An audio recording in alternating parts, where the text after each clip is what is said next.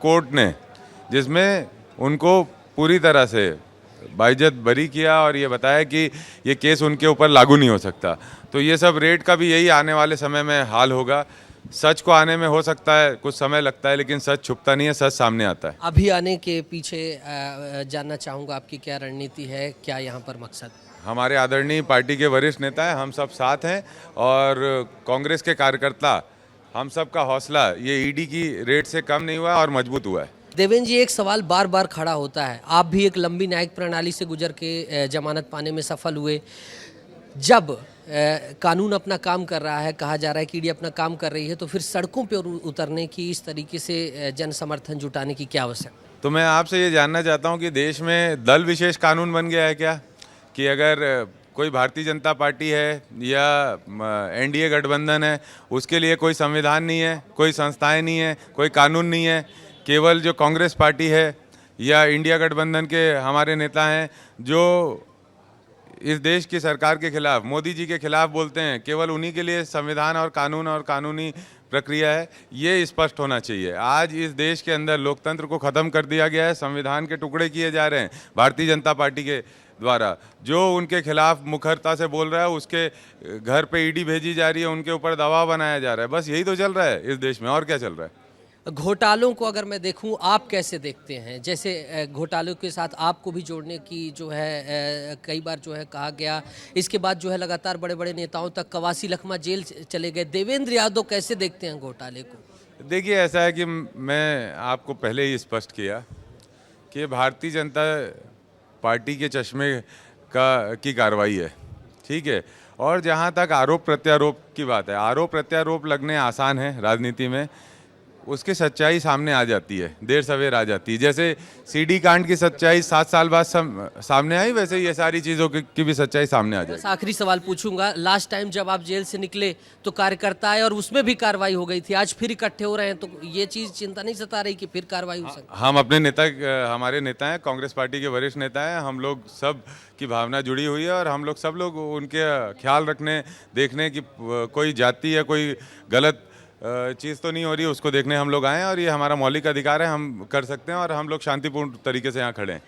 तो पूर्व विधायक देवेंद्र यादव, भिलाई विधायक, चर्चित विधायक, आपने सुना, हमने तमाम तरीके के उनसे सवाल किए। उन्होंने कहा कि ये हमारा मौलिक अधिकार है, हम यहाँ अपनी बात रख सकते हैं, इसीलिए हम यहाँ पर आए हैं और अपनी बात शांतिपूर्ण तरीके से रख रहे हैं।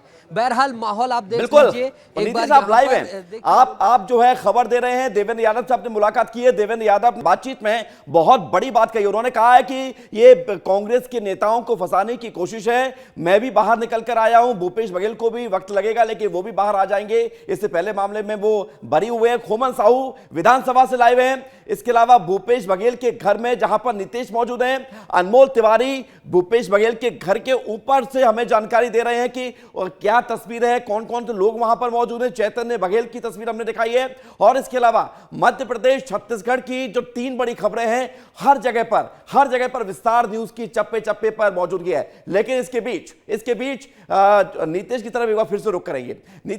नीतीश वहां पर हम देख रहे हैं लगातार कार्यकर्ता नेता की मौजूदगी बढ़ती जा रही है। ये जांच में सहयोग तो किसी तरीके से नहीं है और ईडी तो घंटों तक रहेगी। बिल्कुल, देखिए विवेक, अब वक्त आ चुका है कि एक बार फिर से दर्शकों को रिवाइव करा दिया जाए, यहाँ की चीज़ें दिखा दी जाए, बता दी जाए। देखिए, एक बार फिर से मैं शुरू से शुरुआत करूँगा, फिर से अभी की जो अपडेट है वो दूंगा। ये जवान देखिए लगातार गेट पर बने हुए हैं, मुस्तैद हैं, AK-47 के साथ जो है डिप्लॉयमेंट है सशस्त्र बल का, और अंदर इसी तरीके से जो है केंद्रीय रिजर्व पुलिस यानी CRPF के जवान वहाँ पर मौजूद हैं। और ये गेट से मैं तस्वीर दिखा रहा हूँ, अंदर आप देखिए, दिखाइए अभिषेक। संभवतः चेतन कश्यप हो सकते थे लेकिन चेहरा नहीं दिखा, वो पीछे चले गए, या कोई उनके रिलेटिव हो सकते थे भूपेश बघेल के।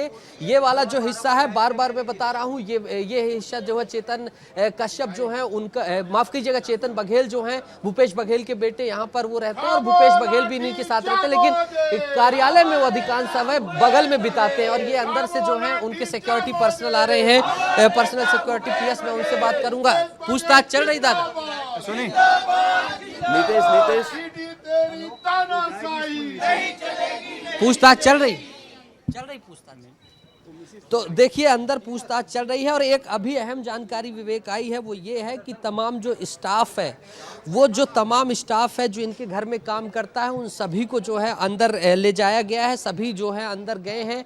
दो चीज़ हो सकती है, एक पॉइंट ये हो सकता है कि रिक्वेस्ट की गई हो कि घर के कार्य आबाद रूप से चले, इसलिए जो है एंट्री के साथ उन सभी को आने दिया जाए। और दूसरी चीज़, अगर उसमें से किसी से पूछताछ की बात हो तो वो भी हो सकती है। तो ये जो दो पहलू मैं बता दूं, ये मैंने दिखा दिया। कांग्रेस के कार्यकर्ता यहाँ डट गए हैं। गेट में एमएलए देवेंद्र यादव आए हैं और उनके साथ बहुत लोग जो है कांग्रेस के कार्यकर्ता आए हैं। अभिषेक इधर आ जाइएगा और इधर की ये तस्वीर दिखाऊं। एक तरफ युवा कार्यकर्ता दिखाई दे रहे हैं, युवा जोश जो है इकट्ठा हो रहा है। दूसरी तरफ जो है यहाँ पर वरिष्ठ कार्यकर्ता हैं, जो विनोद वर्मा है, जो कि भूपेश बघेल के बेहद करीबी हैं, बेहद खास हैं, वो इस टोली को संभाल रहे हैं। साए की तरह 5 साल पिछले चले थे। विनोद वर्मा की बात कर दीजिए, रुचिरगर की बात कर दीजिए, ये साए की तरह चलने वाले लोगों में से एक हैं। अभी भी जो है ये यहाँ पर डटे हुए हैं। ये तमाम जो है वरिष्ठ सभी जो है कांग्रेस के नेता पहुंच गए हैं, प्रवक्ता पहुंच गए हैं। कार्रवाई को कैसे देख रहे हैं? ये बदले की कार्रवाई है। भारतीय जनता पार्टी जब अपनी विपक्षी दल से सीधी लड़ाई नहीं लड़ सकती है तो अपनी कठपुतलियों को इस तरीके से आगे भेजने का काम करती है। आपने देखा होगा कि इससे पहले भी भूपेश बघेल जी जब प्रदेश कांग्रेस कमेटी के अध्यक्ष थे 2018 में, तब भी एक फर्जी सीडी वाले मामले में उनको आरोपी बनाया गया था, जेल में डालने का काम। यही इसी चीज से मैं कंटिन्यू करूंगा। फर्जी था, कोर्ट ने, सीबीआई की विशेष कोर्ट ने खारिज कर दिया, न्यायिक लड़ाई लड़े।